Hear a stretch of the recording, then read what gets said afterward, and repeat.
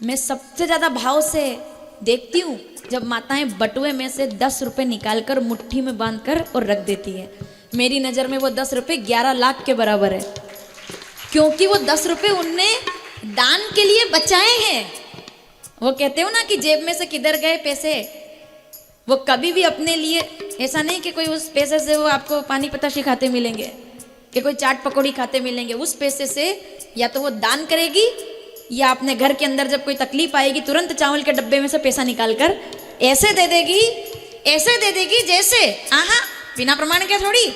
अब आप कहोगे कैसे, क्या ये कर रही है? जी नहीं, ये तो फॉलो कर रही है एक पत्नी को, कि एक पत्नी ने ऐसा किया था अपने पति के साथ, वो हम करते हैं अपने पति के साथ। एक पत्नी ने ऐसा किया था, मैं नाम भूल गई, आप मुझे याद दिलाएंगे। रामचरितमानस अयोध्या कांड दोहा नंबर 100, ठीक है, लेकिन मुझे नाम याद नहीं है, वो मैं आपसे पूछूंगी। पति देवता जिनके साथ फेरे हुए थे वो चक्रवर्ती सम्राट के बेटे थे, जिनके साथ खुशियों के सपने देखकर आई थी वो एक राजा की संतान थे, और लोगों को पता था कि ये राजा बन जाएंगे, और ये जो लड़की विदा हो रही है जिसने मखमल से नीचे पैर नहीं रखा कभी, वो एक बहुत बड़े राज्य के राजा की पत्नी बनेगी, और वो रानी बन करके मेरी बेटी जिसको मैंने जमीन में से प्राप्त किया है, वो एक बड़े नगर की अब मुझे नाम याद नहीं आ रहा, मैं पूछूं तब बताना, अभी गुनगुन मत करना वरना याद आ जाएगा।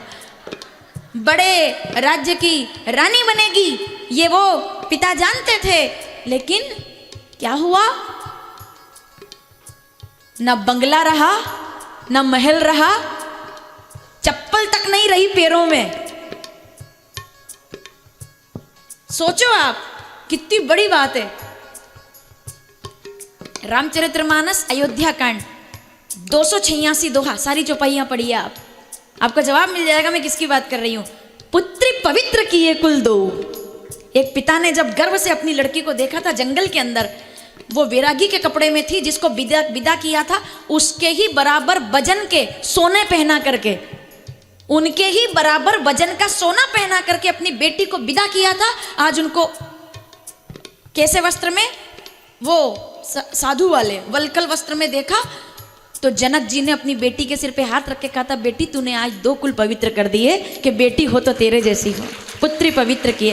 अगर तू बैग पैक करके इस कठिन परिस्थिति में घर आ जाती तो मेरा सर शर्म से झुक जाता, पर आज मैं फिर बोल रही हूँ, लिख लो, घर में रामायण है, लिख लो, रामचरितमानस अयोध्या कांड 286 दोहे के बाद आपको ये चौपाई मिल जानी चाहिए। हम में भी कभी कभी कहीं सुना होगा, रामायण चलती रहती है, कहीं तो मैं पूछ लेती हूँ वही कौन सा दोहा है, तो वो रह जाता है कभी याद। तो आप इसको पढ़ना, आपकी आंखों में आंसू आ जाएंगे कि जनक जी देखते हैं बेटी को अपनी, मुझे पिता का नाम याद है, बेटी का नाम मैं भूल गई, वो मैं आप ही से पूछूंगी, आप कुछ भी कर लो। तो वो बेटी से कहते हैं, बेटी पुत्र पवित्र किए कुल, तूने पवित्र कर दिए मेरे कुल को। क्यों? क्योंकि अगर तू संकट के परिस्थिति में अपने पति का साथ छोड़कर घर आ जाती ना तो मेरा सर शर्म से झुक जाता, पर आज तुझे ऐसे वस्त्रों में देखकर मैं कहूंगा ये मेरी बेटी है जो अपने पति के पीछे चलकर आई है। मेरी खुशियां ही ना बांटे, मेरे गम भी सहना चाहे, देखे ना ख्वाब वो महलों के, मेरे दिल में रहना चाहे। तो रामचरितमानस अयोध्या कांड दोहा नंबर 99 के बाद, सुनी केवट के बेन, प्रेम लपेटे अटपटे, विहसे करुणा एन, चितई जान की लखन था ना। और जब वो प्रणाम करता है, आहा, वो प्रणाम करता है केवट, तो राम जी ऐसे करते हैं हाथ। अब सुन लो, ये राम जी कौन से हैं? अयोध्या वाले। जब भी कोई प्रणाम करता था, ये मोती की माला है ना, प्रणाम कोई करता मोती की माला उतारते और दे देते, कितनी महंगी होती। ये राम जी कौन? अयोध्या के राजा दशरथ के बेटे। कब की बात है? वनवास के पहले। कोई प्रणाम कर रहा है, ये ऐसे ऐसे किया, प्रणाम प्रभु प्रणाम, हाँ हाँ, कोई चरणों में झुका, ले भाई ले जा, देखते नहीं थी क्या दे रहा हूं, सब दे देते। केवट ने प्रणाम किया, उनने वापिस ऐसे किया, आदत थी ना, ऐसे किया, उनका हाथ गया ऐसे कि माला तोड़ लूं और इनको दे दूं। जब राम जी के ऊपर संकट आ सकता है तो हम लोग क्या है, समय कभी एक जैसा नहीं रहता है। आहा, किस भूमि पर बैठे हो आप? काशी की भूमि है, इसका तो समय से बड़ा और कोई परिचय ही नहीं है। इससे तो समय का, इससे बड़ा क्या परिचय मांगोगे आप? तो चलो पहले ये प्रसंग पूरा करती हूँ, फिर जो याद आया उस पर बात करूंगी, ठीक है? और याद तो आपको आ ही गया होगा कि मैं कहाँ ले जाने वाली हूँ आपको अगले प्रसंग में। नाम याद रखना बस, मणिकर्णिका से थोड़ा सा आगे चलेंगे, लेकिन रुकना अभी। कौन बेटी है वो देखती है, वो राम जी का हाथ ऐसे गया, ऐसे तोड़ू और दे दूं, तो गया हाथ। पर आज सब त्याग आए, अब तो गला खाली, चंदन तुलसी रुद्राक्ष पड़ा है, ये तोड़ करके दूं तो भी कोई फायदा नहीं। तो राम जी बहुत उदास, पहली बार उदास हो गए। क्यों? इसलिए नहीं कि मैं राजकुमार से बनवासी हो, इसलिए आज इसको देने के लिए मेरे पास कुछ नहीं है।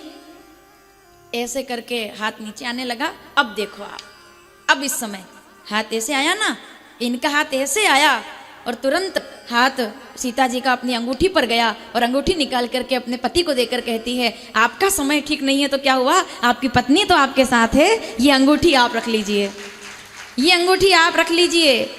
और आपके पास पैसे नहीं है, और ये त्रेता युग में नहीं हुआ है, ये हर युग में होता है, हर युग में हुआ है, हर युग में ये हुआ है।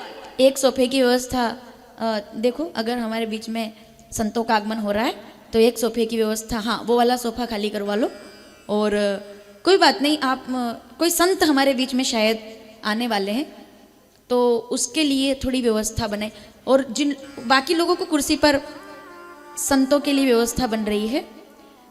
तो पुत्री पवित्र किए कुल दो, कहने का तात्पर्य ये है, ध्यान दीजिएगा जरा मेरी तरफ, क्योंकि हमको कथा भी पूरी करनी है और आगे भी बढ़ना है। ये प्रसंग निकल गया तो मैं बोल रही हूँ।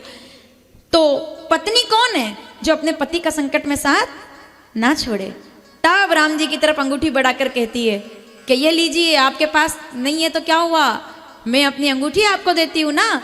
और राम जी ने वो अंगूठी केवट को देने का प्रयास किया तो केवट ने मना कर दिया। राम कथा में उसके लिए हमें जाना पड़ेगा, फिर कभी तो हम सुनेंगे। लेकिन कहने का मतलब ये है कि पत्नी वही है जो अपने पति का संकट में साथ